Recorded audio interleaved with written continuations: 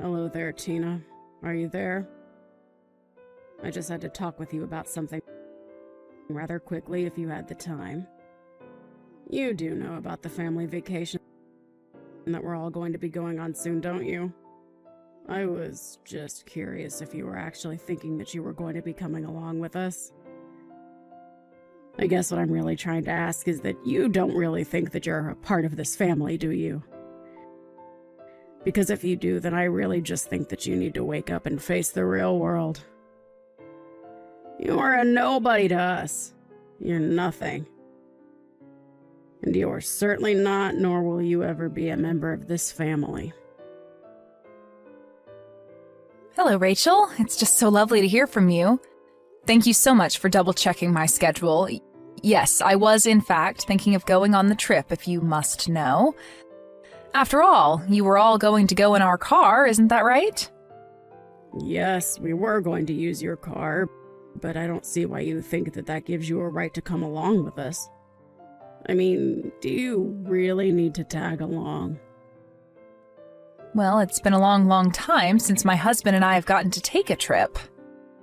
But I remember that Dan mentioned wanting to stop at a nice brewery that was going to be on the way and asked if I wouldn't mind driving so he could drink a little. So actually, another reason why I was going along is to make sure that everyone can have safe, responsible fun. You actually have nothing to worry about, you see. I'll be the one driving. Oh, please. What kind of stupid little excuse is that? Is that really the best you can come up with? You think you deserve to go with us just because you can drive? Anybody can drive, you know? Sorry, did you even read the other messages I sent? Or did you just zero in on the bit that you didn't want to hear? Don't you get smart with me, young lady. I just want you to realize that you are not a part of our family and you never ever will be. So quit trying to force your way into this vacation when you don't even belong. Don't you understand how rude you're being? I really don't think that I'm being rude at all. If anything, you're the one trying to put me down and make me feel bad. But I'm afraid if you're not really going to change your mind about me at all, then all I can ask that you do is just have the patience to see the trip through to the very end. After all, it isn't like we all go on trips all the time together or something. Well, of course we don't all take trips together more often. Who in their right mind would want to go anywhere with you, huh? I fully understand what you're saying right now, Rachel. I have my own thoughts on the matter as well. But I don't think that we should be having this conversation via text. Maybe we could meet in person and talk? Because otherwise, I'm going to pick you all up in the car tomorrow at the time we all agreed on. I just don't get what my little Dan was thinking. I mean, what drove him to marry a no-good, nasty woman like yourself? Not only is your personality awful, but you're older than him as well. I mean, you must have so much patience in dealing with you. You know, he used to date gorgeous women who were younger than him and knew how to show respect to their mother-in-law. Maybe if he had married one of them instead of you, then I would finally have a grandchild by now. Sorry, are you talking about the ex-girlfriend that Dan had who stole all of his money and then ran away?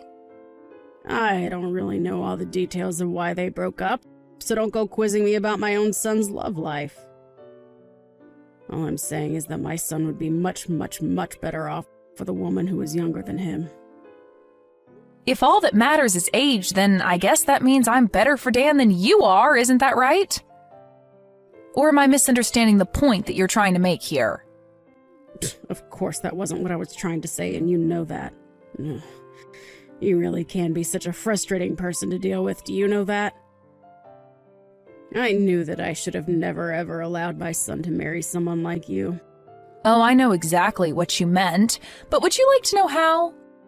It's because you've complained about my age to me over and over again. I mean, aren't you bored of having this same conversation all the time? I don't even need to guess at what you might say next, because we've already done this several times. And I'll say it as many times as I need to for you to get it through your head that you are too old for my son and that you were never going to be a part of this family. If you don't want to hear the truth about the matter, then you can just pack up your bags and leave. Otherwise, I'm going to keep pushing and pushing and pushing until you're at the very end. The very end? What are you talking about now? The very end of what? The very end of your wits, of course. And then you and Dan will finally get a divorce and I can start working on trying to set this family straight again. That's all I really want out of this. So basically you're telling me that your whole purpose with treating me this poorly is just to get me to divorce Dan? Well, I don't know how many times we're going to have this conversation in that case. But if you are going to be saying the same things over and over again, then so will I. And I am telling you for the I don't even know how many time that Dan and I aren't getting a divorce, okay? So don't bother waiting, don't hold your breath, and don't think that any kind of miracle is going to happen for you. Well, we'll just see about that, won't we? I wouldn't be so confident if I were you. Well, I don't need confidence when I know that Dan and I have no intention of splitting up ever. I just know it won't happen. Anyways, if this is all that you're going to be saying to me now, I think I've had my fill and I'll be taking my leave now. I'll see you tomorrow when I go to pick you up with Dan. Hey, you were standing right behind me, weren't you? I know that it was you behind me in line. You pushed me into the bathroom and were holding the door closed so that I couldn't get out? What on earth are you talking about? I didn't do anything, dear. But I guess it was bad fortune that someone just let that big, heavy crate slide right in front of the bathroom door, trapping you in there. But at least you won't have to worry about needing to use the toilet since you're going to be stuck there for a long, long time. What is the matter with you, Rachel? Is this supposed to be some kind of prank or something? Because it isn't funny. What are you trying to pull here? Well, isn't it obvious? I was just locking you in the bathroom, that's all. I sure hope someone comes by soon to let you out of there, though. I don't get it. Why would you do this to me? I mean, Dan and I go to pick you up in the morning so that we can all enjoy going on a little vacation together, and you lock me in the bathroom? Are you really just going to try and keep me trapped here while you just drive away? Do you really think that you're going to get away with this? You've gone way too far right now. I think the only person that was taking things too far was you. I told you that you were not welcome to come on this family vacation of ours, and you just didn't listen. But now at least we'll finally be able to enjoy ourselves in peace, without you. Well, I'm so happy that you're pleased with yourself right now. But just how long do you think that happiness is going to last? Hold on a second. Why can't I get a hold of Dan? Why won't he pick up my calls? Well, that's because I told him that I'd hold on to his phone for him, of course. And then I'm going to tell him that you told me that you had an emergency come up. And I'll tell Dan all about how you had to leave early and called a taxi to come and pick you up. And then we can get on with our vacation and you can have fun waiting for someone to rescue you from the toilet. Are you kidding me? Please tell me that you're not serious about that. Have you guys already left? Did you really just abandon me here? That's right. We're on the road far, far away from you now. So your fate is out of our hands now. I just hope that someone comes along soon to let you out. Otherwise, you could be in there all night. So you're sure that it's a good idea to just leave me here then? Is that really what you want to do? Of course that's what I want to do. What kind of question even is that? I thought I made it clear that I didn't want you coming on this trip at all. All right then, fine. Have it your way. But just don't say that I didn't warn you. I hope you both get where you need to be safely. Dana, are you there? I really have something that I need to talk to you about right now. Where are you? Please tell me. Let me guess. Things went exactly as I thought they would for you. I heard all about how maybe an hour after you left me, you got on the freeway and ended up in a huge accident. I just hope this serves to teach you a lesson about what you did. But where is everyone right now? Where are you? Where's Dan? Is Dan okay? Dan is fine, actually. You were the one who sustained the worst of the injuries. But honestly, just what were you thinking? I mean, you realized that there wasn't anybody else to drive, right? I was coming along because I would have been the only other person capable of driving. But then you just had to go and pull your little prank and put our family in danger in the process. Tell me though, was it worth it? You have no idea what you're talking about at all. I was in the car. I know how to drive. Oh, really? Do you? Because if you did know how to drive, then just how did you all end up in that accident then, huh? I mean, you're lucky that you got away with just having your hip broken. You could have lost your life. Don't you realize that? You were acting like a complete idiot, and lo and behold, something bad happened to you. What did you just call me? How dare you say that to me when I'm the one who got in an accident? I mean, sure, it had been maybe a decade since I last ever drove, but still, a car is a car and I know how to drive. I just didn't think that there'd be so many other cars. And I forgot how fast you have to go on the highway. So basically, you didn't know how to drive, is what you're saying then. In fact, is your driver's license even still valid? Or were you just driving around with an expired license? You know that means you could be arrested for what you did, don't you? Wait, what? You think that I'm going to be arrested? I mean, you were the one who was behind the wheel of the car. Who else would be liable? Dan and your husband were drinking, so they weren't going to drive, and the only sober person there was you. But you clearly don't know how to drive anymore, and you don't even have a valid license. You were driving, you caused the accident, it's your fault. But that isn't fair. It's not like I forgot how to drive. Besides, it's not my fault that I can't get a new driver's license. It's those darn people at the DMV who refuse to renew it for me. That's right, I'd almost forgotten about that. I remember you mentioned that before Dan and I were even married. You mentioned how you told me that you would never be able to renew your license again. Not only did they think you were getting too old, but you had too many strikes on your last one. But it isn't fair. They sent me to their stupid little driving school. I took all their classes and they still had the nerve to not give me a new one.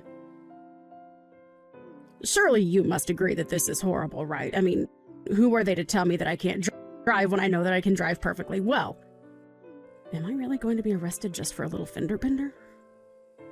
Fender bender? Rachel, you are literally in the hospital and unable to move because of the accident that you caused. Not only that, but you could have seriously injured your son and husband. How can you be so focused on yourself when all that might have happened? Well, I guess that does make some sense when you put it that way. And that's why I was telling you that I needed to be there to drive. But you had to act completely delusional. You locked me in the bathroom and then just drove off without me. Please, Tina, there's no need for you to take this kind of tone with me. Don't you think I've already been through enough with all of this? You must know that I never ever wanted any of this to happen, right? I don't care what your intentions were. Who even gets in a car thinking that they intend to cause a crash anyways? I'm not blaming your intentions. I am blaming the thinking that led up to it. You acted completely irrationally and got your family into a car accident. And that's not saying anything at all about how you locked me in a public bathroom and then just abandoned me. But I just wanted to take a vacation with my family. Is that really so bad? But you didn't even get to have that vacation. You all didn't even make it to the destination we were all supposed to be at by now. Why couldn't you have just waited until we all got there before you started trying to bully me? I understand that you didn't want to be around me and that you were worried that I was only going to annoy you, but surely being annoyed has got to be better than being injured. And to think that this is going to be the last real memory we have together before Dan and I cut you out of our lives entirely. Wait a second, what are you talking about? Why would you and Dan cut me out of your lives? I've already talked to Dan about it, Rachel. I told him all about the horrible things that you say to me. And now, with all that's happened for the vacation, he just can't tolerate you any longer.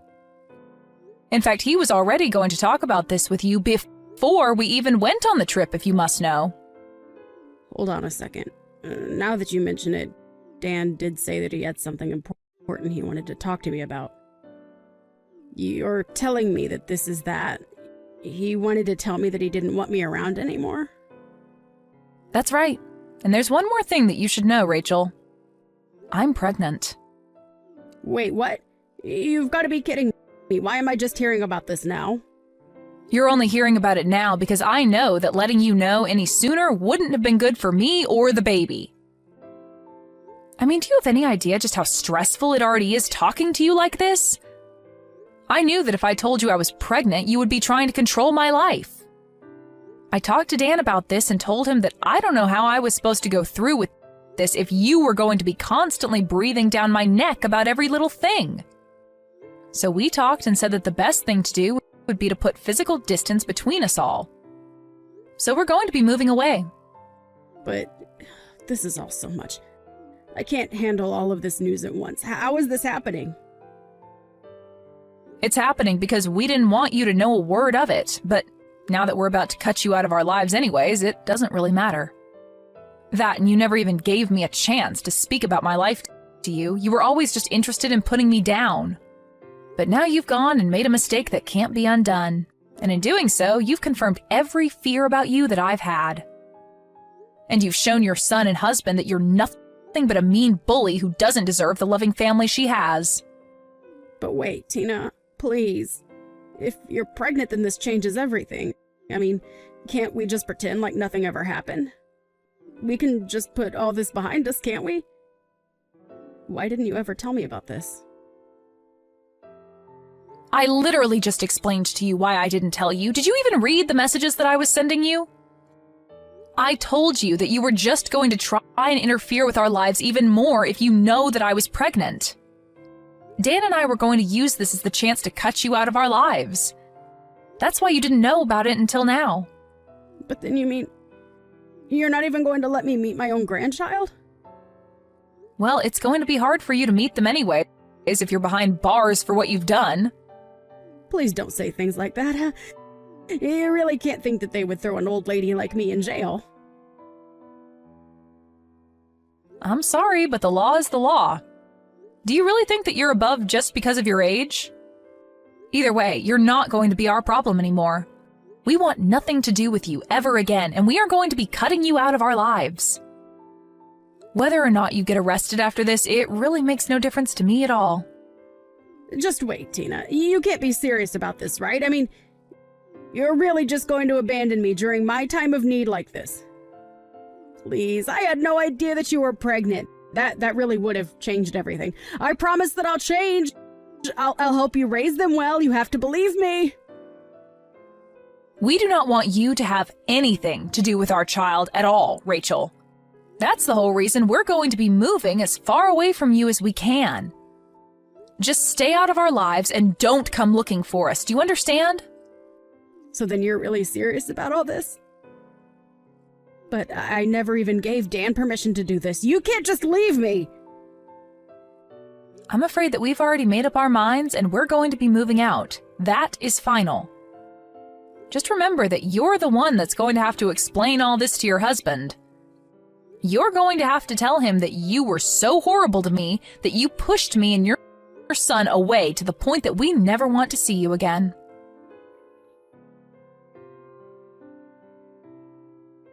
In the end, Dan and I moved away. A few months later, we heard through the grapevine that Rachel was discharged and free to go back home, but that her husband was waiting for her there with divorce papers. She was in the hospital for so long recovering that you would have thought she learned some kind of lesson, but apparently it wasn't enough for her husband. Thankfully for her, the other driver in the crash was kind enough to not press any charges on Rachel, but she was still left all alone, without her husband, son, or grandchild. I have no idea how she's getting along now. Thank you for watching. If you liked this video, please give it a thumbs up and don't forget to subscribe to see more content like this.